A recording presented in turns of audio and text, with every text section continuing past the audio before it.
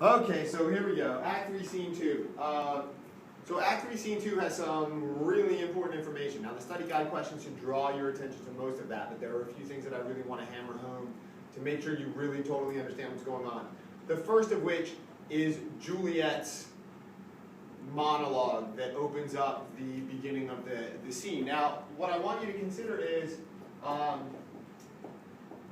what Shakespeare does with the timing, because as far as building dramatic irony, as far as building suspense, and as far as manipulating the audience and bringing us into it in a way that makes us care, he does something really interesting, and that is he kills Mercutio, kills Tybalt, and in killing Tybalt turns Romeo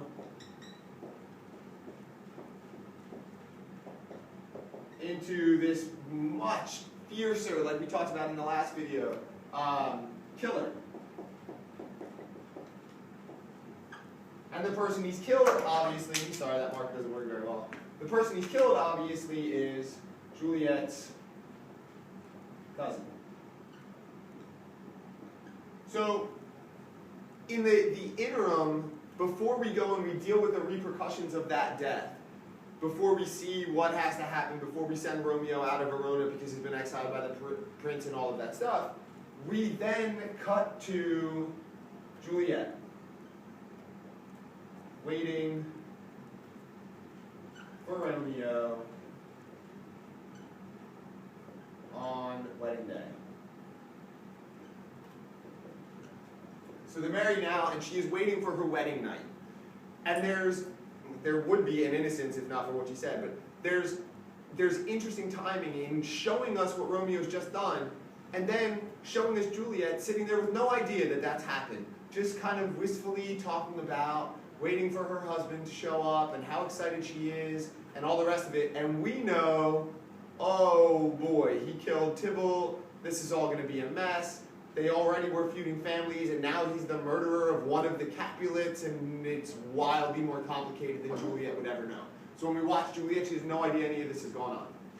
Now, Juliet, in like the first 5 lines, she's wanting night to come quickly. She wants the sun god to hurry up and draw his chariot so that the sun sets and it becomes nighttime. Well, the reason she wants to become nighttime is because she calls it love performing night. Well, using love performing as an adjective to describe the night, what kind of night is it? It's a love performing night. Well, not to gross everybody out here, but performing love. She's talking about having sex with Romeo. She then talks about how lovers can do their amorous rites by their own beauties, or if love be blind, it best agrees with night.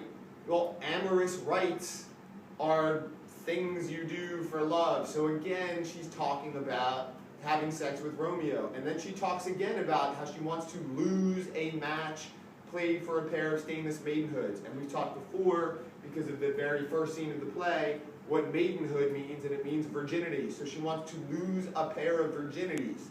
That's she and Romeo. Or that's her and Romeo. So then there's a really disturbing line, line 21 to 2 or so. She says, "Give me my Romeo, and when I shall die, take him and cut him out in little stars, and he will make the face of heaven so fine that all the world will be in love with night and pay no worship to the garish sun." Well, that's kind of a pretty image, Romeo up in the sky, lighting up the sky so much that people will only pay attention at night.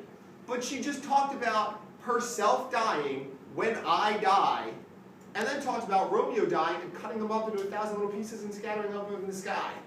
Well, talking about her death and talking about Romeo's death on the day of her wedding is odd. And what you're going to start to see is this becomes a theme for the two of them. They keep talking about their own deaths without any real knowledge that they're even doing it. You heard Romeo talk about it before he went to the party, that he had a dream that something's going to start that's going to end in the vile forfeit of untimely death of the despised life clothed in his breast. So he's talking about himself dying. Well, now here's herself talking about dying. And then again, she goes back to the sex part again, when she says, "I have bought the mansion of love, but not possessed it, and though I am sold, not yet enjoyed." She has not yet been enjoyed by Romeo. She wants Romeo to enjoy her. Sorry. So, Then the nurse comes in, and we talked with most groups yesterday while you were working in class about the problematic pronoun antecedent agreement of the nurse.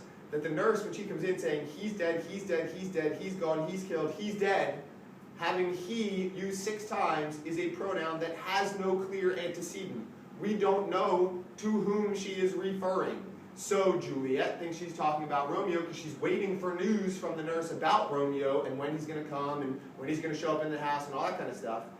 But the nurse shows up talking about Tybalt, but Juliet thinks she's talking about Romeo. So Shakespeare plays that up and our involvement in it as the audience by repeating he 6 times, all tied to dead, dead, dead, gone, killed, dead.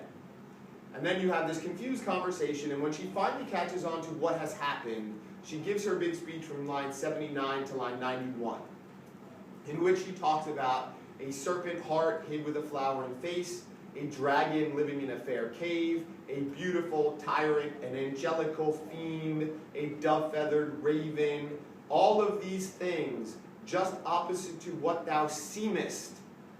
You're the opposite of what you seemed. But notice, all of the comparisons she gives talk about how they looked beautiful and good on the outside, but on the inside, maybe not so good.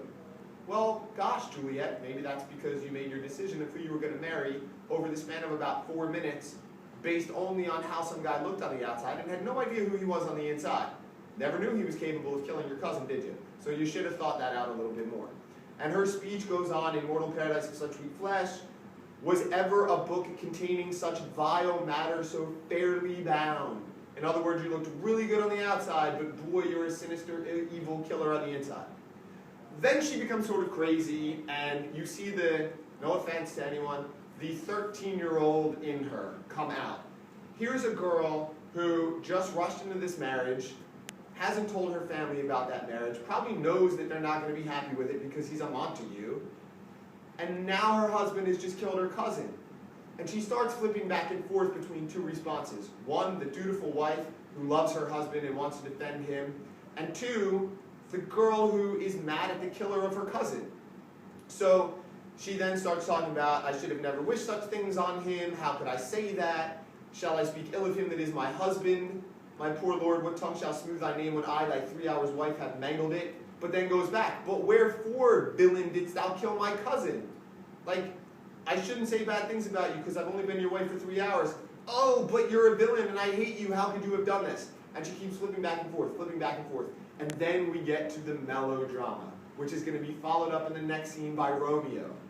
She takes the word banished, because Romeo's been banished. He's been kicked out of Verona. Now keep in mind, all that means is he has to leave and go live in a different city. It's like, you can't live in Mount Laurel anymore, you've got to move to Medford. Okay, that's good. They could have punished him with death, but they didn't. Well, she says, that banished, that one word, banished, hath slain 10,000 Tybalts. So let me get this straight. Romeo being banished is the same as killing Tybalt 10,000 times. Dead Tybalts. That might be a little bit of an over-exaggeration. Hyperbole, anybody? So, she then goes on to say, why not?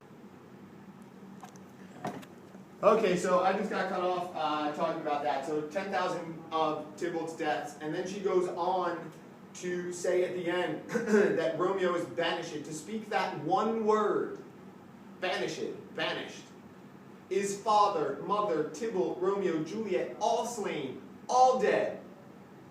So to say that Romeo's been kicked out of town is the same as saying, I killed your dad, I killed your mom, I killed your cousin, I killed your husband, I killed you, I killed everybody. That's a little over the top. So what you start to see is these dramatic, sort of insane reactions from characters. In this case, Juliet. You'll see it from Romeo momentarily when you see the next scene. But it's such an over-the-top reaction. She doesn't see any of the potential good. She doesn't see that he's been exiled but not killed, which is a good thing. She never asks the nurse, hey nurse, out of curiosity, why did he kill Tybalt? Oh, Tybalt was trying to kill him? Oh, Tybalt had just killed Mercutio, his best friend? Well, now I get why he tried to kill him. It's almost like self-defense, defending his cousin, his best friend, whatever you want to call it. But instead, Romeo is banished. There is no end, no limit, measure, bound in that word's death. There is nothing in the world that is worse than him being banished. And then finally she ends with, around line 150.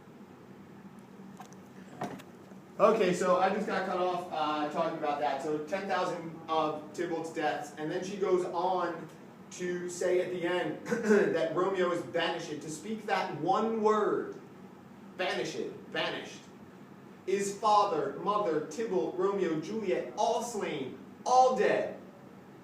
So to say that Romeo's been kicked out of town is the same as saying, I killed your dad, I killed your mom, I killed your cousin, I killed your husband, I killed you, I killed everybody. That's a little over the top. So what you start to see is these dramatic, sort of insane reactions from characters. In this case, Juliet. You'll see it from Romeo momentarily when you see the next scene. But it's such an over-the-top reaction. She doesn't see any of the potential good. She doesn't see that he's been exiled but not killed, which is a good thing. She never asked the nurse, hey nurse, out of curiosity, why did he kill Tybalt? Oh, Tybalt was trying to kill him? Oh, Tybalt had just killed Mercutio, his best friend? Well, now I get why he tried to kill him. It's almost like self-defense, defending his cousin, his best friend, whatever you want to call it. But instead, Romeo is banished. There is no end, no limit, measure, bound in that word's death. There is nothing in the world that is worse than him being banished. And then finally she ends with, around line 150, out to my wedding bed, and death, not Romeo, take my maidenhead. Again, talking about her own dying. So you start to see, they're going to start saying these things that you think, ooh, that's not good. Why are they talking about dying? That's kind of weird. And it's going to keep happening again and again and again. So watch for that. Watch for places where they talk about their own death and don't even really seem to know that it's happening. Anyway, that's it. We will deal with scene 3 when we get into class on Monday. If you have any remaining questions about scene 2 or anything that came before it, post those questions to comments, and I will get back to you as quickly as I can. And I think that is it. Enjoy your weekend. Don't drink. Don't do drugs. Don't hang out with people who do those things. It's bad.